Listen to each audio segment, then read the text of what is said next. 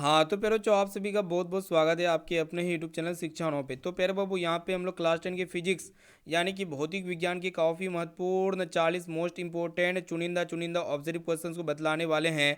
और ये सभी क्वेश्चंस आपके फाइनल एग्जाम को मद्देनजर रखते हुए तैयार किया गया है। और ये पूरा फिजिक्स का मोस्ट इंपॉर्टेंट क्वेश्चन है। तो प्यारे बच्चों और ये सभी क्वेश्चंस का एक्सप्लेनेशन हम जो है ना प्यारे बच्चों बिल्कुल आसान भाषा में करेंगे, क्योंकि ये सभी क्वेश्चंस हम आपके एग्जाम को फोकस करते हुए बताते हुए चलेंगे प्यारे बच्चों। ठीक है, तो जितने विद्यार्थी इस बार फाइनल एग्जाम देने वाले हैं तो फटाफट से वीडियो को लाइक कर दीजिए प्यारे बच्चों। चैनल पर नए हैं तो चैनल को सब्सक्राइब कर लीजिएगा ना। और ये जो 40 ऑब्जेक्टिव क्वेश्चंस लेके आए हुए ना प्यारे बच्चों, ये 40 क्वेश्चंस काफ़ी महत्वपूर्ण है। और ये 40 क्वेश्चंस को पढ़ाने के बाद यहाँ पे पूरा आंसर यहाँ पे बतलाते हुए चलेंगे, एक एक क्वेश्चंस को एक्सप्लानेशन करते हुए चलेंगे। लास्ट में आपको कमेंट करके बताना है कि ये 40% में से आपको पहले से कितना परसेंट का आंसर याद था। ठीक है, तो चलिए प्यारे बच्चों देखते हैं यहाँ पे आज के पहले नंबर प्रश्न से। तो प्यारे बच्चों देखिए यहाँ पे आज का फर्स्ट प्रश्न जो आपको दिख रहा है, देखिएगा क्या कह रहा है, आपको बताना है कि विद्युत धारा उत्पन्न करने वाली युक्ति को क्या कहते हैं। काफ़ी इंपॉर्टेंट आपके एग्जाम के लिए। तो प्यारे बच्चों इसको हम लोग विद्युत धारा उत्पन्न जिससे भी करता है, जिस भी युक्ति से करता है उसको हम लोग काजिज करते हैं, क्या क्या कहते हैं प्यारे बच्चों, जनित्र कहते हैं, जिसको हम लोग जनरेटर कहते हैं ना। आपको ये पता होना चाहिए। और ये जनरेटर एक ऐसी युक्ति होती है जो यांत्रिक ऊर्जा को विद्युत ऊर्जा में परिवर्तित करके विद्युत धारा उत्पन्न करते हैं। यहाँ पे ऑप्शन नंबर सी इसका राइट आंसर हो जाएगा, आपके एग्जाम के लिए काफ़ी इंपॉर्टेंट है। और ये विद्युत चुंबकीय प्रेरण के सिद्धांत पर कार्य करती है बच्चों। ठीक है, अब इसको अच्छी तरीके से याद रखिएगा। ठीक है, अब देखिए बाबू अगला प्रश्न जो कि काफ़ी इंपॉर्टेंट है, यहाँ पे आपको बताना है कि प्रतिरोध का ऐसे मात्रक पूछा गया है ना। प्रतिरोध का ऐसे मात्रक का चीज़ होता है। तो प्यारे बच्चों प्रतिरोध का जो ऐसे मात्रक होता है क्या होता है प्यारे बाबू, ओम होता है। ठीक है, याद रखिएगा। ऑप्शन नंबर ए में आपका दिया हुआ है, ए विकल्प बिल्कुल ही करेक्ट आंसर हो जाएगा। और आपके एग्जाम में एक प्रश्न भी पूछे जाते हैं कि प्रतिरोधकता का ऐसे मात्रक क्या होते हैं, तो ओम मीटर होते हैं। विद्युत विभव का ऐसे मात्रक वोल्ट होते हैं। उसके बाद यहाँ पे विद्युत धारा का ऐसे मात्रक का चीज होते हैं प्यारे बच्चों, एम्पियर होते हैं। साथ में से भी आपको याद होना चाहिए ना। अब देखिए बाबू अगला प्रश्न, देखिए यहाँ पे नेक्स्ट क्वेश्चन अगर देखा जाए क्या कह रहा है, आपको बताना है कि डीजल का उपयोग होता है। काफ़ी इंपॉर्टेंट आपके एग्जाम के लिए, सभी क्वेश्चंस को याद करते हुए चलिएगा ना प्यारे बच्चों। अब देखिए बच्चों डीजल जो होते हैं यह एक महत्वपूर्ण जीवाश्म ईंधन होते हैं, आपको ये पता होना चाहिए। इसका उपयोग जो किया जाता है प्यारे बच्चों मुख्य रूप से कहाँ पे करते हैं, जैसे कि भारी वाहन हो गया, रेल इंजन हो गया, विद्युत उत्पादन में, यानी कि जितने भी बड़ा जनरेटर वगैरह होता है ना उसमें भी इसका उपयोग किया जाता है ना, याद रखिएगा। यानी कि यहाँ पे ऑप्शन नंबर डी इसका राइट आंसर हो जाएगा। इसको आप अच्छी तरीके से याद रखिए, आपके एग्जाम के लिए बहुत इंपॉर्टेंट है प्यारे बच्चों ना। अब देखिए बाबू यहाँ पे अगला प्रश्न, देखिए यहाँ पे चौथा नंबर प्रश्न आपको बताना है कि विद्युत चुम्बक बनाने के लिए प्राय किस प्रकार के छड़ का उपयोग किया जाता है। बहुत इंपॉर्टेंट है, आप इसे अच्छी तरीके से याद रखिएगा प्यारे बच्चों। तो नरम लोहा का उपयोग किया जाता है ना। आपके एग्जाम में एक प्रश्न नहीं पूछे आते हैं कि अस्थायी चुंबक बनाने के लिए किसका उपयोग किया था प्यारे बच्चों, इस्पात का उपयोग किया जाता है। आपके एग्जाम के लिए बहुत इंपॉर्टेंट है। ठीक है, और आपके एग्जाम में एक प्रश्न ये भी पूछे आते हैं कि चुंबकीय क्षेत्र की तीव्रता का ऐसे मात्रक क्या होते हैं प्यारे बच्चों, टेस्ला होते हैं। चुंबकीय क्षेत्र की तीव्रता का ऐसे मात्रक क्या होते हैं प्यारे बच्चों, टेस्ला होते हैं। अब देखिए बाबू अगला प्रश्न, देखिए यहाँ पे पांचवा नंबर प्रश्न आपको बताना है कि सौर सेल में किसका उपयोग होता है। बहुत इंपॉर्टेंट है प्यारे बच्चों, देखिए यहाँ पे ऑप्शंस दिया हुआ है। तो जो सोलर पैनल होता है ना उसमें हम लोग किसका, सोलर सोलर बैटरी ना पूछा गया है। सौर सेल में किसका उपयोग होता है बच्चों, तो सिलिकॉन का उपयोग होता है। देखिएगा यहाँ पे ऑप्शन नंबर सी इसका राइट आंसर हो जाएगा ना। ऑप्शन नंबर सी इस करेक्ट आंसर हो जाएगा। अब इसको अच्छी तरीके से याद रखिएगा प्यारे बच्चों। और सौर सेल प्रकाश ऊर्जा को किस ऊर्जा में रूपांतरित करते हैं प्यारे बच्चों, तो विद्युत ऊर्जा में रूपांतरित करते हैं। अब देखिए बाबू अगला प्रश्न, देखिए यहाँ पे आपको ये बताना है, छठा प्रश्न क्या अगर आपको बताना है कि प्रकाश के अपवर्तन के कितने नियम होते हैं। प्यारे बाबू जिस प्रकार प्रकाश के परावर्तन के दो नियम होते हैं, उसी प्रकार आपको यहाँ पे याद रखना पड़ेगा कि प्रकाश के अपवर्तन की भी दो ही नियम होता है, लेकिन दोनों का नियम अलग अलग है प्यारे बच्चों। ऑप्शन नंबर बी इसका राइट आंसर हो जाएगा। और प्रकाश के अपवर्तन के दूसरे नियम को हम लोग का चीज कहते हैं बच्चों, तो सनेल का नियम कहते हैं। ठीक है, सनेल लो जिसे आप लोग जानते होंगे, सनेल नियम। ठीक है, अब देखिए बाबू अगला प्रश्न, तो प्यारे बच्चों देखिए यहाँ पे आपको ये बताना है कि श्वेत प्रकाश का कौन सा रंग यानी कि वर्ण किसी प्रिज्म से गुजरने के पश्चात सबसे कम झुकता है। तो प्यारे बच्चों आपको ये पता होना चाहिए, यानी कि जब हम लोग काचिज करते हैं प्यारे बच्चों, प्रिज्म से श्वेत प्रकाश को गुजारते हैं, व्हाइट लाइट को गुजारते हैं, और पर्दे पर जो सात रंग की पट्टी प्राप्त होती है ना, जो सबसे नीचे कलर होता है प्यारे बच्चों वायलेट कलर होता है, सबसे ऊपर जो होता है बच्चों रेड कलर होता है, और इसका विचलन जो होता है बच्चों क्या होता है, ये लाल कलर का विचलन क्या होता है बच्चों, सबसे कम होता है, यानी कि सबसे कम झुकता है ये। और ये बैगनी कलर का झुकाव जो होता है बच्चों क्या होता है, सबसे ज़्यादा होता है। तो देखिए बाबू ऑप्शन नंबर बी इसका राइट आंसर हो जाएगा, अच्छी तरीके से याद रखिएगा।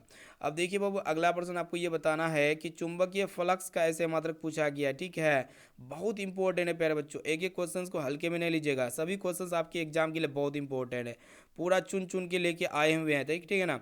तो यहाँ पे आपको ये बताना है कि चुंबकीय फ्लक्स का ऐसा मतलब क्या होता है प्यारे बच्चों, वेबर होते हैं ना, क्या होते हैं, वेबर। ऑप्शन नंबर सी इस राइट आंसर हो जाएगा ना। ठीक है। और आपके एग्जाम में एक प्रश्न भी पूछे आते हैं कि ऊर्जा और कार्य का ऐसा मतलब क्या होते हैं, तो जूल होते हैं, जूल को हम लोग कैपिटल जे के द्वारा दिखाते हैं बाबू, ठीक है। वाट किसका ऐसे मात्रक होते हैं, तो विद्युत विभव और विभवांतर का ऐसे मात्रक होते हैं। विद्युत शक्ति का भी ऐसे मात्रक क्या होते हैं पर बच्चों, वाट होते हैं। सॉरी सॉरी, वाट जो होते हैं विद्युत शक्ति का ऐसा मतलब होते हैं। विद्युत विभव विभवांतर का ऐसा मतलब क्या होते हैं, वोल्ट होते हैं बाबू, क्या होते हैं, वोल्ट होते हैं।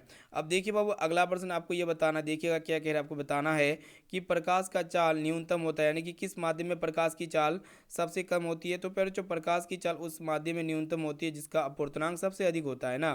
तो देखिए बच्चों सबसे अधिक किसका अपवर्तनांक होगा, तो अगर देखा जाए तो सबसे अधिक जो अपवर्तनांक होगा ना फिर जो किसका होगा, तो आप बोलेंगे सर जी सबसे अधिक अपवर्तनांक जो होगा यहाँ पे अगर देखा जाए तो देखिए कांच का अपवर्तनांक सबसे क्या होगा फिर जो न्यूनतम होगा ना। Option number D right answer, सबसे कम ना पूछा गया है। और सबसे अधिक किसका होगा फिर जो, निर्वात का होगा ना। अब देखिए बाबू अगला प्रश्न की तरफ बढ़ चलते हैं, 10वां नंबर प्रश्न जो कि आपके एग्जाम के लिए बहुत इंपॉर्टेंट है। प्यारे बाबू आपको ये बताना है कि किसी लेंस द्वारा उत्पन्न आवर्धन का ऐसे मात्रक क्या होता है। अब देखिए आवर्धन यानी कि मैग्निफिकेशन का ऐसे मात्रक क्या होता है पर जो डायोप्टर होता है, नहीं बल्कि लेंस की क्षमता का ऐसे मात्रक डायोप्टर होता है प्यारे बच्चों, ठीक है, याद रखिएगा आपके एग्जाम के लिए बहुत इंपॉर्टेंट है। लेकिन यहाँ पे लेंस के द्वारा जो उत्पन्न आवर्धन होता है मैग्निफिकेशन के, इसका कोई भी मात्रक नहीं होता है, ये यूनिट लेस होता है, मात्रक विहीन होता है प्यारे बच्चों, आपको ये पता होना चाहिए। अब देखते हैं बाबू अगला प्रश्न क्या कह रहा है, आपको बताना है कि विद्युत इस्त्री में किस तार का प्रयोग किया जाता है, यानी कि जितने भी हीटिंग एलिमेंट होते हैं ना उसमें हम लोग नाइक्रोम तार का प्रयोग करते हैं पर बच्चों, उपयोग करते हैं नाइक्रोम का। क्योंकि आपको पता होना चाहिए पर बच्चों नाइक्रोम तार क्या होते हैं पर बच्चों, ये निकेल और क्रोमियम के मिश्र धातु से बना होता है, आपको ये भी मालूम होना चाहिए। इसका प्रतिरोध क्या होता है पर बच्चों, उच्च होता है। और इसका गलनांक भी क्या होता है, उच्च होता है। कहने का मतलब ये होता है कि बहुत अधिक ऊष्मा उत्पन्न कर सकती है और ये जलती नहीं है नाइक्रोम। ऑप्शन नंबर बी इसका राइट आंसर हो जाएगा। विद्युत हीटर में किस तार का प्रयोग करते हैं बच्चों, तो यही नाइक्रोम का उपयोग करते हैं, ठीक है। और विद्युत इस्त्री में भी किसका उपयोग करते हैं, तो नाइक्रोम का ही उपयोग करते हैं। अब देखिए बाबू अगला प्रश्न देखिएगा, यहाँ पे आपको बताना है कि विद्युत बल्ब में कौन सी गैस भरी रहती है, तो निष्क्रिय गैस भरी रहती है पहले। ऑप्शन नंबर ए इसका राइट आंसर हो जाएगा ना। देखिए बाबू अगला प्रश्न आपको ये बताना है कि सामान्य दृष्टि के लिए वयस्क के लिए सुस्पष्ट दर्शन की जो अल्पतम दूरी होती है ना पर जो कितना होती है, 25 सेंटीमीटर होती है। ऑप्शन नंबर सी इसका राइट आंसर हो जाएगा।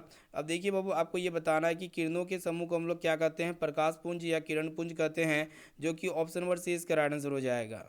अब देखिए बाबू अगला प्रश्न आपको ये बताना है कि जल विद्युत संयंत्र किस ऊर्जा को यांत्रिक ऊर्जा में रूपांतरित करती है बच्चों, विद्युत ऊर्जा में रूपांतरित करती है, तो स्थितिज ऊर्जा को। ऑप्शन नंबर डी इसका राइट आंसर हो जाएगा बच्चों।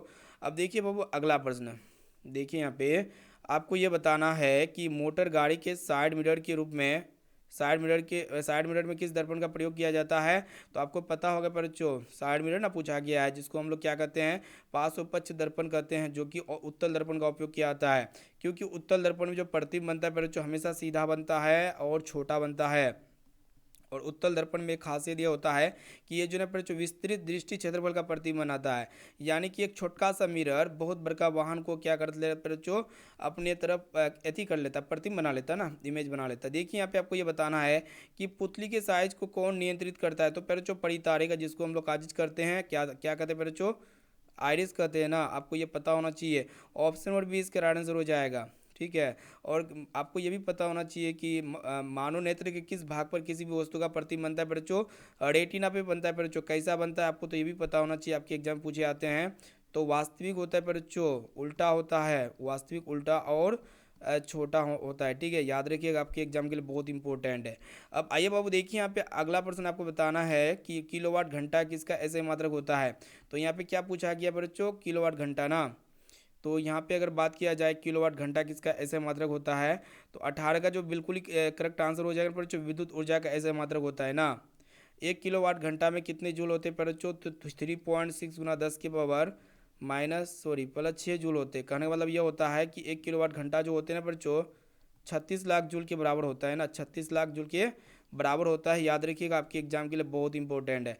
अब देखिए बाबू, अगला प्रश्न आपको ये बताना है कि आँख नाक कान गला चिकित्सक द्वारा उपयोग में लाया जाने वाला कौन सा दर्पण होता है बच्चों? उत्तल दर्पण होता है या अवतल दर्पण? तो बोलेंगे सर जी अवतल दर्पण होता है। ऑप्शन नंबर 20 का राइट आंसर हो जाएगा। आपको ये पता होना चाहिए अवतल दर्पण काहे होता है बच्चों, काहेला होता है? आपको पता होना चाहिए कि अवतल दर्पण में जो प्रतिबिंब बनता है ना बच्चों, बड़ा साइज का प्रतिबिंब बनता है ना, बड़ा साइज का प्रतिबिंब बनता है, सीधा भी बनता है बच्चों और आभासी प्रतिबिंब बनता है ना, ठीक है, इसको याद रखिएगा। और जिससे डॉक्टर को जांच करना आसान हो जाता है ना। अब देखिए बाबू अगला प्रश्न, देखिए यहाँ पे नेक्स्ट क्वेश्चन आपको ये बताना है, देखिएगा ध्यान से कि एक स्वस्थ आँख की दूरबिंदु यानी कि फार पॉइंट यहाँ पे पूछा गया है, तो अनंत होता है, जो कि ऑप्शन नंबर डी में आपका दिया हुआ है। अब आइए बाबू देखिए यहाँ पे अगला प्रश्न, यहाँ पे आपको बताना है कि बैटरी से किस प्रकार की धारा प्राप्त होती है? तो बैटरी जो होता है ना बच्चों, इससे अदिष्ट धारा यानी कि डीसी करंट प्राप्त होती है। ऑप्शन नंबर 20 इसका राइट आंसर हो जाएगा। आपके एग्जाम के लिए काफ़ी इंपॉर्टेंट है। और उससे पहले जो विद्यार्थी अभी तक वीडियो को लाइक नहीं किए तो वीडियो को लाइक कीजिए, पर जो चैनल पर नए हैं तो चैनल को सब्सक्राइब कर लीजिएगा ना बाबू। यहाँ पे हम क्लास 10 के सभी सब्जेक्ट का यहाँ पे महत्वपूर्ण ऑब्जर्व क्वेश्चन यहाँ पे हम आपको प्रोवाइड करते रहेंगे ना। अब देखिए बाबू अगला प्रश्न आपको ये बताना है, आप कोशिश कीजिएगा बच्चों मेरे आंसर देने से पहले आप एक एक क्वेश्चन का आंसर बतलाते हुए चलेगा ना जी। देखिए आपको ये बताना है कि विभक्त वलय का प्रयुक्त मतलब विभक्त वलय किस में प्रयुक्त होता है बच्चों? तो देखिए विभक्त वलय जो प्रयुक्त होता है ना बाबू, किस में होता है ना पूछा गया है। तो विभक्त वलय जो प्रयुक्त होता है बच्चों डीसी मोटर में होता है, जो कि ऑप्शन नंबर बी में आपका दिया हुआ है। अब देखिए बाबू अगला प्रश्न आपको ये बताना है कि निम्नलिखित में से किसका अपवर्तनांक सबसे अधिक होता है? तो सबसे अधिक हीरा का अपवर्तनांक होता है बच्चों, कितना होता है? तो 2.42 होते हैं, ये भी आपको पता होना चाहिए। अब देखिए बाबू अगला प्रश्न आपको ये बताना है कि प्रकाश की चाल विभिन्न माध्यम में क्या होती है बच्चों? भिन्न भिन्न यानी कि अलग अलग होती है, जो कि बी वाला ऑप्शन इसका राइट आंसर हो जाएगा ना। अब देखिए बाबू अगला प्रश्न, देखिए यहाँ पे आपको ये बताना है, ध्यान से देखिएगा कि ऊर्जा का ऐसे मात्रक क्या होता है? तो पर जो ऊर्जा का ऐसे मात्रक क्या होते हैं? जूल होते हैं। यहाँ पे बी ऑप्शन में दिया हुआ, बी वाला ऑप्शन इसका राइट आंसर हो जाएगा। और आपके एग्जाम में एक प्रश्न भी पूछी जाती है कि ऊर्जा का व्यापारिक मात्रक क्या होते हैं? अगर पूछा जाएगा तो आप क्या कीजिएगा बच्चों, आप हमें कमेंट सेक्शन में जाके जरूर बताइएगा ना, इसका आंसर पता है तो ऊर्जा का व्यापारिक मात्रक क्या होते हैं, इसका जवाब जरूर बताइए। पर बच्चों देखिए यहाँ पे नेक्स्ट क्वेश्चन आपको ये बताना है कि निम्नलिखित में से कौन बायोगैस का मुख्य घटक है? तो बायोगैस का मुख्य घटक इनमें से कौन है प्यारे बच्चों? तो मीथेन है, जो कि ऑप्शन नंबर डी में आपका दिया हुआ है। और मीथेन का जो आणविक सूत्र होता है क्या होता है प्यारे बच्चों? CH4 होता है, आपको ये पता होना चाहिए। अब देखते बाबू अगला प्रश्न, यहाँ पे आपको ये बताना है कि निम्नलिखित में से किसका उपयोग खाना बनाने वाले ईंधन में नहीं करते बच्चों? तो CNG का उपयोग नहीं किया जाता है, क्योंकि ये CNG क्या होते हैं बच्चों, इसका उपयोग कहाँ पे किया जाता है? वाहनों के ईंधन के रूप में इसका प्रयोग किया जाता है। अब देखिए बाबू अगला प्रश्न आपको ये बताना है कि विद्युत विभव, यहाँ आ गया ना, विद्युत विभव का ऐसे मतलब क्या होते हैं बच्चों? तो वोल्ट होते हैं, या विभवांतर का ऐसे मतलब क्या होते हैं? वोल्ट होते हैं। यहाँ पे बी वाला ऑप्शन इसका राइट आंसर हो जाएगा प्यारे बच्चों ना। अब देखिए बाबू अगला प्रश्न आपको ये बताना है, देखिएगा कि निम्न निम्न में से कौन नवीकरणीय ऊर्जा का स्रोत है? नवीकरणीय ऊर्जा का स्रोत मतलब क्या होता है कि जो कभी खत्म नहीं होगी, ठीक है, जो कभी भी समाप्त नहीं होगी बच्चों ना, तो वो क्या कहलाता है बच्चों? नवीकरणीय ऊर्जा स्रोत कहलाती है, जो कि पवन चक्की कभी भी समाप्त नहीं होगी। अब देखिए बाबू अगला प्रश्न आपको ये बताना है कि सोलर में किस अर्धचालक का प्रयोग होता है? तो सोलर में जो है ना बच्चों कौन सेमीकंडक्टर का प्रयोग किया जाता है? तो देखिएगा यहाँ पे सिलिकॉन का प्रयोग किया जाता है, जो कि ऑप्शन नंबर ए में आपका दिया हुआ है ना। अब देखिए बाबू अगला प्रश्न आपको बताना है, काफ़ी इंपॉर्टेंट है, परावर्तन के नियम से निर्धारित होता है जो आपतन कोण होते हैं, ये परावर्तन कोण के क्या होते हैं बच्चों? बराबर होते हैं। ऑप्शन नंबर ए इसका राइट आंसर हो जाएगा। अब देखिए यहाँ पे आपको बताना है कि प्रकाश तरंग का उदाहरण है, तो प्रकाश जो होते हैं बच्चों किसका होते हैं? यह एक विद्युत चुंबकीय तरंग होती है। प्रकाश हमेशा सीधी रेखा में गमन करता है। प्रकाश एक प्रकार का क्या होता है बच्चों? ऊर्जा होता है, ठीक है। और प्रकाश एक अनुप्रस्थ विद्युतीय चुंबकीय तरंग होती है। अब देखिए बाबू अगला प्रश्न क्या कह रहा है, आपको बताना है कि सामान्य दृष्टि के वयस्क के लिए सुस्पष्ट दर्शन की जो अल्पतम दूरी होती है ना, लगभग कितनी होती है? तो 25 सेंटीमीटर होती है बच्चों। ऑप्शन नंबर सी इसका राइट आंसर हो जाएगा ना। अब देखिए बाबू अगला प्रश्न आपको ये बताना है कि सामान्य दृष्टि के वयस्क के लिए सुस्पष्ट दर्शन की दूर बिंदु यहाँ पे पूछा गया, तो अनंत होती है बच्चों। ऑप्शन नंबर डी इसका बिल्कुल ही करेक्ट आंसर हो जाएगा। प्यारे बाबू यहाँ पे आपको ये बताना है कि घरों में विद्युत से दुर्घटना किसके कारण से होती है बच्चों? बताइए। तो विद्युत शॉर्ट सर्किट के यानी कि लघु पतन के कारण से होती है, जो कि यहाँ पे बी ऑप्शन में दिया हुआ है। बी वाला विकल्प बिल्कुल ही सही उत्तर हो जाएगा। संपूर्ण विद्यार्थी को बताना है कि कौन सा लेंस को हम लोग अभिसारी लेंस कहते हैं। तो अभिसारी लेंस किसको कहेंगे बच्चों? उत्तल लेंस को हम लोग काजिज कहेंगे, अभिसारी लेंस कहेंगे ना। यानी कि 36 का राइट आंसर क्या हो जाएगा बच्चों? आप लोग बताइए। एक एक क्वेश्चन का आंसर मेरे आंसर देने से पहले आप लोग जरूर बताइए, इससे हमको ये पता चलेगा कि आपकी तैयारी मस्त तरीके से, खतरनाक तरीके से चल रही है बच्चों ना। तो यहाँ पे उत्तर लेंस हो जाएगा, जो कि ऑप्शन नंबर बी में आपका दिया हुआ है। अब देखिए बाबू, अगला प्रश्न आपको ये बताना है, ध्यान से देखिएगा कि जब किसी तार में विद्युत धारा प्रभावित होती है तब गतिशील जो कण होते हैं ना बच्चों, कौन सा कण होते हैं? इलेक्ट्रॉन होते हैं। आपको ये पता होना चाहिए, ठीक है, आपके एग्जाम के लिए बहुत इंपॉर्टेंट है बच्चों ना, ठीक है। और एक कूलम आवेश कितने इलेक्ट्रॉन होते पर? सॉरी, यहाँ पे हम आपको ये कह रहे हैं कि एक कूलम आवेश पर जो ना तो कितने इलेक्ट्रॉन होते हैं? तो 6 × 10⁻18 इलेक्ट्रॉन होते हैं लगभग। आपको ये पता होना चाहिए, ठीक है, आपके एग्जाम के लिए बहुत इंपॉर्टेंट है। अब देखिए बाबू, अगला प्रश्न आपको ये बताना है कि घरेलू विद्युत परिपथ में उदासीन तार का कलर कैसा होता है। अब देखिए, उदासीन तार मतलब जो न्यूट्रल वायर होता है ना पर जो इसका कलर कैसा होता है? काला कलर का होता है ना। आपको ये पता होना चाहिए। ऑप्शन नंबर सी इसका राइट आंसर हो जाएगा ना। और विद्युत में तार का रंग कैसा होता है बच्चों? लाल रंग का होता है ना, जिसको हम लोग काजिज कहते हैं, लाइव वायर कहते हैं, यानी कि जिसको हम लोग फेस कहते हैं बच्चों ना, फेस। अब देखिए बाबू, अगला प्रश्न आपको ये बताना है कि एक अवतल लेंस जो होता है ये कैसा होता है? आपको पता होना चाहिए अवतल लेंस क्या होता है बच्चों? बीच की अपेक्षा किनारों पे क्या होता है? मोटा होता है, जो कि देख सकते हैं ऑप्शन नंबर बी में आपका दिया हुआ है। अब देखिए बाबू, अगला प्रश्न, हाँ यहाँ पे देखिएगा काफ़ी इंपॉर्टेंट है। यहाँ पे आपसे पूछा जा रहा है, देखिएगा कि लेंस में मुख्य फोकस की संख्या कितनी होती है बच्चों? तो देखिएगा, लेंस जो होते हैं ना बच्चों, इसमें दो मुख्य फोकस होते हैं, F1 होते हैं बच्चों और आपका F2 होते हैं। यानी कि F1 और F2 के द्वारा इसको दिखाया जाता है, यानी कि दो मुख्य फोकस होते हैं, जो कि ऑप्शन नंबर ए में आपका दिया हुआ है ना। तो प्यारे बच्चों, यहाँ पे हम क्लास 10 के फिजिक्स यानी कि भौतिक विज्ञान के काफ़ी महत्वपूर्ण मोस्ट वीवीए ऑब्जर्व क्वेश्चंस यानी कि 40 वस्तुनिष्ठ ऑब्जर्व क्वेश्चन बता चुके हैं। तो आप लोग बताइए कि 40% में से आपको पहले से कितना परसेंट का आंसर याद था? इसका जवाब आप हमें इसी वीडियो में कमेंट जरूर कीजिएगा बच्चों ना। और नोट्स वगैरह लेना चाहते हैं तो आप हमसे कॉन्टैक्ट कीजिए, व्हाट्सएप ग्रुप में जुड़ जाइए, ठीक है, हम आपको नोट्स प्रोवाइड कर देंगे। तो बच्चों फिर मिलेंगे अगले क्वेश्चन के साथ इंपॉर्टेंट। तो बच्चों थैंक यू।